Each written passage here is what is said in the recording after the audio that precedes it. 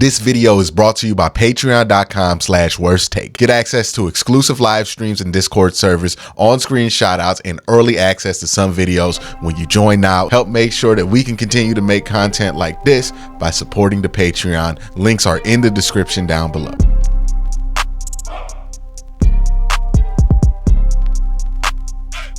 Whenever I talk about and ask this question, should the Browns draft a quarterback in 2025? A lot of questions get raised about other position groups. What about the offensive line? And obviously, even if you draft a quarterback in 2025, that's just one draft pick, right? You're not going to spend all your draft picks on the quarterback position. You would obviously want to spend some of your draft picks on the offensive line, right? Another thing that pops up whenever I wonder if the Browns should take a quarterback in 2025 is the question of, is this draft class good enough to justify taking a quarterback in the first round? Now, this is a conversation I had a little bit on my video earlier previewing the entire draft class, but I did want to make a separate video just to specifically kind of lean in on this conversation about, is this draft class good enough to justify drafting a quarterback?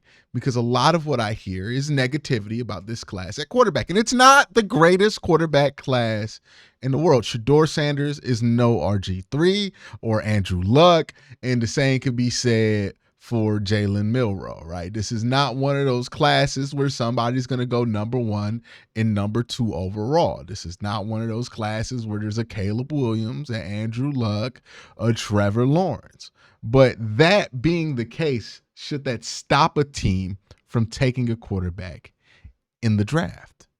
Well, I want to go back and look at a different draft class, right? Let's look at the 2020 and 2021 draft class.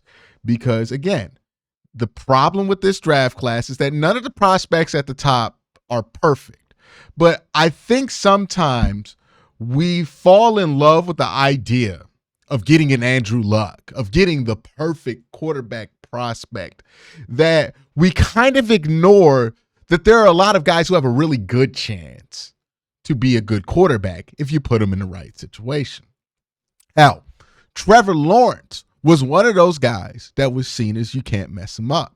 You draft and your team's going to have a franchise quarterback. Well, look at 5 years later. Does it feel like the Jaguars have a franchise quarterback? So not only is that math not always correct, right? Every once in a while, there is a guy so generational that you can't ignore them and that you can't mess them up. But most of these guys that we tout as generational, you can mess up if you don't have in the right situation. And a lot of the guys that we don't tout as generational, the ones that we say, oh, they have problems, those guys can end up being good quarterbacks. Jalen Hurts, he had all kind of issues coming out of Oklahoma, right? Not a great prospect. Turned out to be a pretty damn good quarterback though, right? Jordan Love had all kind of problems. People turned their nose up at the idea of drafting Jordan Love in the first round. Remember that? Remember how Pat McAfee show and they were roasting Aaron Rodgers and AJ Hawk and that one guy that was a Packer fan that was throwing a rant and stuff. And they were furious about drafting Jordan Love. Well, look at him now. Justin Herbert, people forget this, but Justin Herbert coming out of college, people said he played in the pretend offense. Would stay away from him as a draft prospect, right? A lot of people didn't think he would be good. Turned out he was pretty good. We're basing a lot of this on the fact that these aren't the most perfect prospects in the world.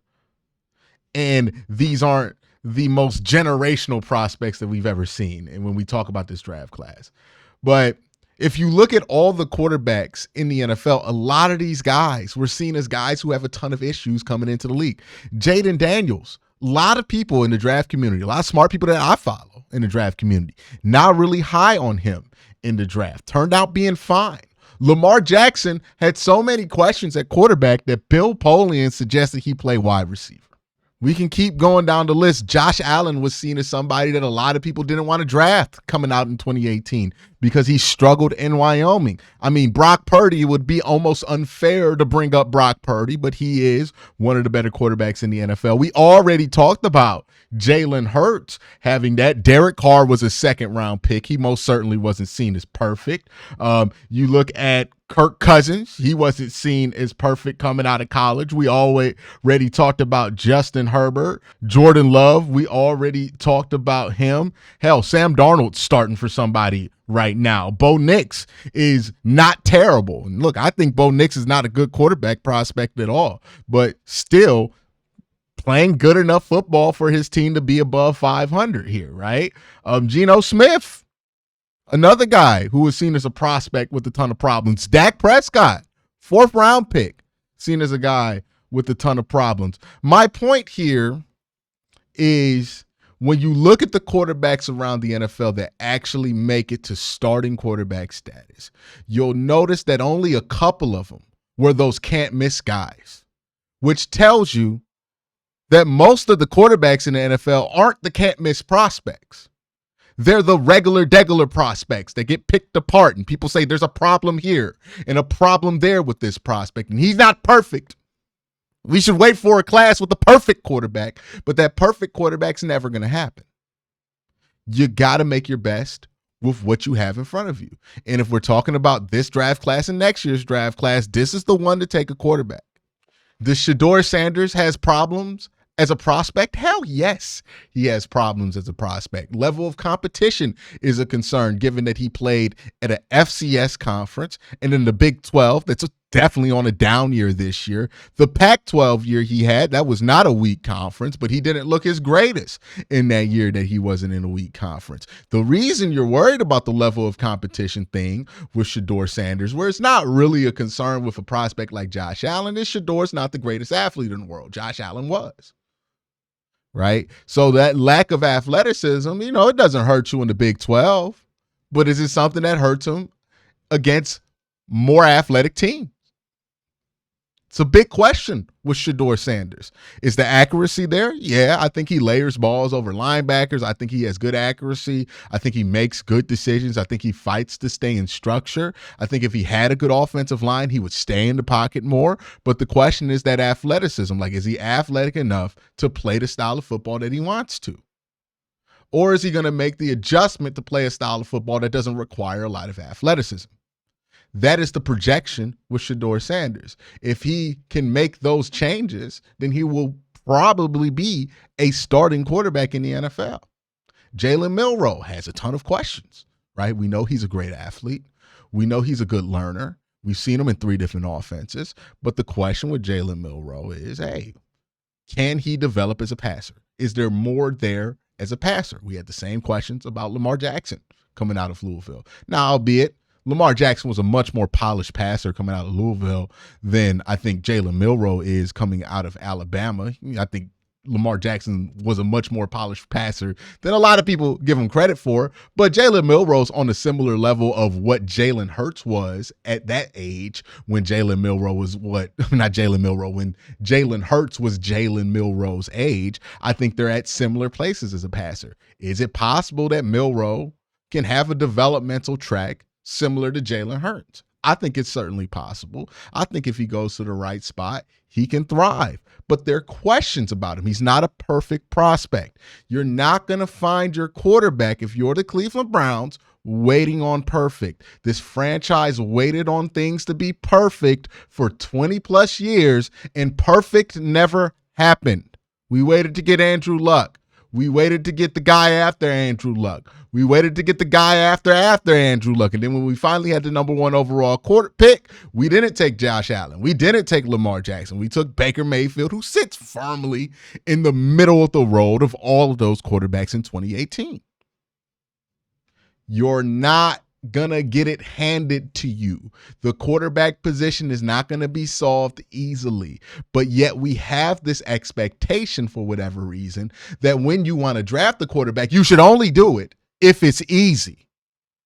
If it's the obvious year to draft the quarterback. But the years where it's tough, that's your best chance. because no matter where you end up on the draft board, you're probably going to have a chance to take one of your top 2 players at the quarterback position. Even if Cam Ward's in there, you're going to have a chance to get him. This is the year to try to get a quarterback, because I think 2027 is going to be another strong year to get a quarterback. And you want to be able to be flexible enough to take a quarterback if you need one in 2027. You can't do that if you take a quarterback in 2026, because you will spend 2026 knowing that you have to get the quarterback a chance that next year, which would go over the 2027 draft, right? You can give your quarterback 2 seasons of a tryout before 2027 draft if you draft them in 2025. I know we want it to be perfect, and we want it to be easy, and we want it to be obvious what quarterback we should take. But that's not going to be the answer. And a lot of us are waiting for that to be the case. And I think I know why a lot of people are waiting for that to be the case, because we're Browns fans and we're nervous and we're anxious about it not working out, because it usually doesn't work out when the Browns take a quarterback. I would like to bring up, though, it's because the Browns are taking quarterbacks at the 20th or the 30th of the draft, and they're really getting like the 4th guy on their board, right? I'm talking about going out and getting your number 1 guy in this year's class, right? That is what I'm talking about.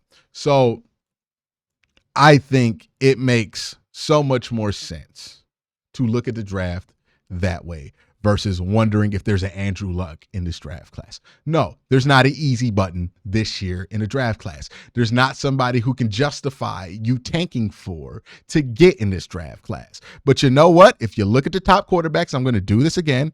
You didn't tank for Pat Mahomes. You didn't tank for Josh Allen. You didn't tank for Jaden Daniels. Like, these are all guys. Lamar Jackson wasn't a quarterback people were tanking for.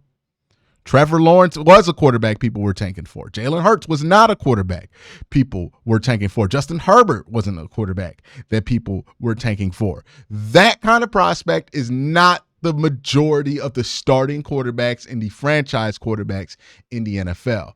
You got to do the work. You got to go out and take a quarterback, even when it's not going to be easy, even when the answer's not going to be obvious, because I do think this class is talented enough that you could find a guy in this year's draft class. Doesn't guarantee anything, but I think it's worth the swing, and much more worth the string than next year's class is going to be. So that's why I think the Browns should really take a quarterback in this year's class. 3rd round, 1st round, 2nd round, I think they should do it, not just because you want to move on from Deshaun Watson, but really because if you look at these next 2 draft classes, this is the more preferable one. I think there's a franchise quarterback in this draft class somewhere. You got to find him. It's not going to be obvious which guy is going to be the franchise guy. It could be Shedeur. It could be Jalen Milroe. Maybe I'm wrong and it's Cam Ward. It could be Curtis Warwick. We don't know. But there's one, I think one of these guys in this year's draft class will end up being a pretty damn good quarterback. So, yeah, it's not easy. Yeah, there's nobody you can tank for as an obvious answer. I think that's what we're all waiting for, the easy answer. No, it's not going to be easy this year. But there is a guy there. You just got to go out and find him. That's my thoughts. Let me know your thoughts in the comment section down below. Y'all have a great day. Have an even better night. Peace.